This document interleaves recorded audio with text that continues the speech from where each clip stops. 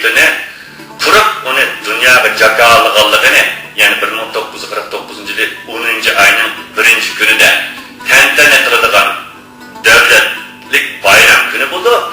Bu gün Şarkı Türkistan halk için bir en zor tarihi yokutuş bulup hesaplandıgan kaygılı gün bulup ta ki vatan müstakilliğine erişkenge kadar bu gün Şarkı Türkistan halk için bir matem günüdün ibarettir. Şarkı Türkistan'ın partiyası Şarkı Türkistan Cumhuriyeti yani Şarkı Türkistan Cumhuriyeti partiyasının ismi Şarkı Türkistan Milli Partiyası olup sürgündeki Şarkı Türkistan hükümeti partiyasının ismi Şarkı Türkistan Milli Azadlık Partiyasıdır.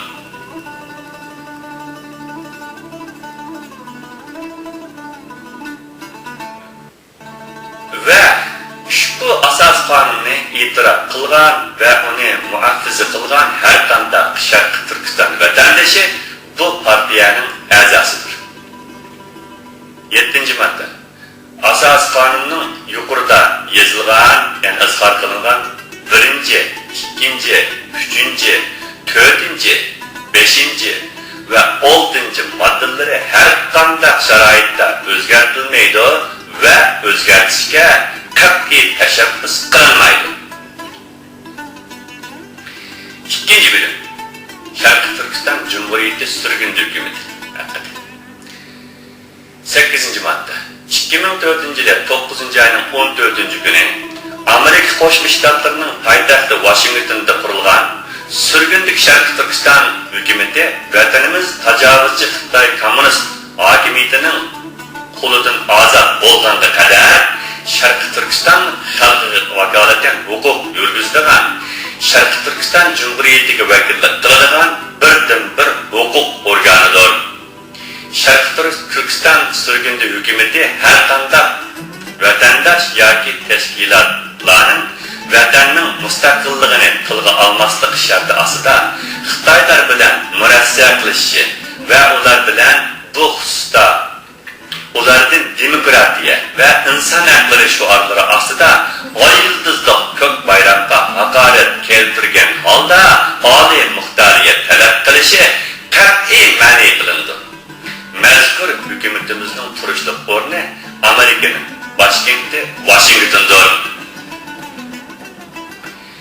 9. madde. Şarkı Türkistan Cumhuriyeti sürgünde hükümetinin asas vazifesi Şarkı Türkistan halkının hürriyet ve müstakilliğinden ibaret milli gayesiga yetiş yolida elip barmakta bolan milli mücadelesiga tayangan asasda barlık hakkaniyet ve demokratiyani teşebbüs kılgıcı barlık devletlerinin Birleşken Devletler Teşkilatı başçılığındaki barlık insanperver ve halkara teşkilatlarının ve dünyadaki barlık insan hakları teşkilatlarının cümleden bütün dünya cemaatçiliginin Şarkı Türkistan'ın müstakillik mücadelesi olan destek ve yardımlarını kolu keltiriş arkalı Şarkı Türkistan halkını tacavuzcu komünist Xitay hakimiyeti yürgüzüvatkan devlet terörizmine karşı küreşki teşkiller vatanımız Şarkı Türkistan'ın müstakilliğini kol keltirişten ibarettir.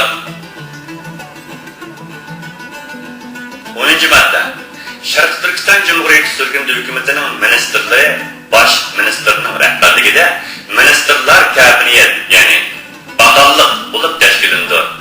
Özleri yaşavatkan devletinin gereğdallığına ötken ve mezkur sürgünde hükümette erkanda derecede vazife algan erkanda hükümet azası düşman Xitay bilen erkanda şarait asında kat'i mürəssələşməslik yani vatanın müstakillik davasından vaz keçməslik yoki teslim bolmaslik şartı asında zürür tepilganda yoki davaga faydalı deb qaralganda her qandaq yollar bilan vatanga berib kelish huquqiga egadir.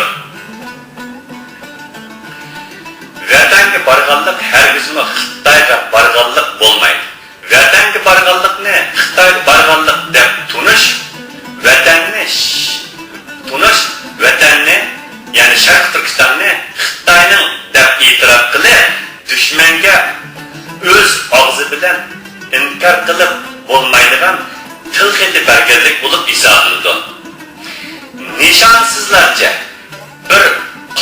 ketgan peti vatanga qaytmaslik va uning ustiga o'zlari iqomat qilg'uchi yoki panolik qilib turg'uchi chet mamlakatlarning har xil e'tiqod, madaniyat, urf-odat va tillarini tamoman qabul qilgan asosda o'zlarining haqiqiy kimligini unutish, uningdan voz kechish hargizmi vatan parvarlik yoki insoniyatchilikdan derakka bermaydi. İmkoniyatning biricha vatanning ichida turib, dushmanga qarshi mujodala qilish faqat bo'lmaganda Alloh yo'lida vatanning hurriyat va istiqloli uchun ijrat qilish va bu yo'lda butun borlig'ini atash Tangrining farmonidir.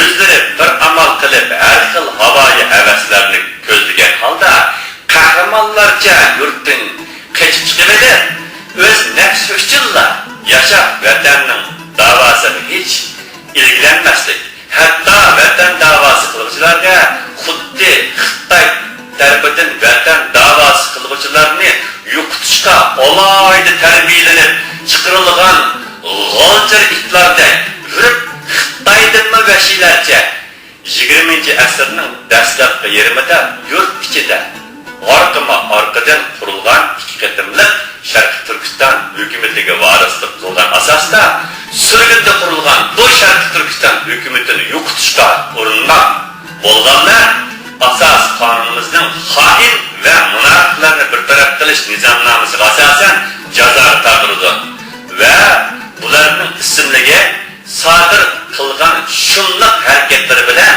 butun xalq olamga antiladi. 11-madda.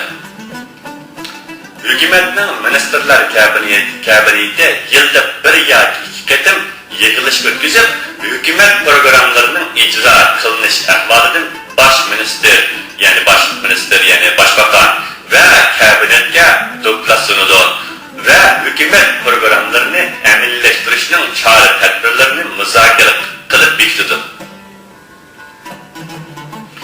3-bölüm Parlament saylimi ve vatandaşlık.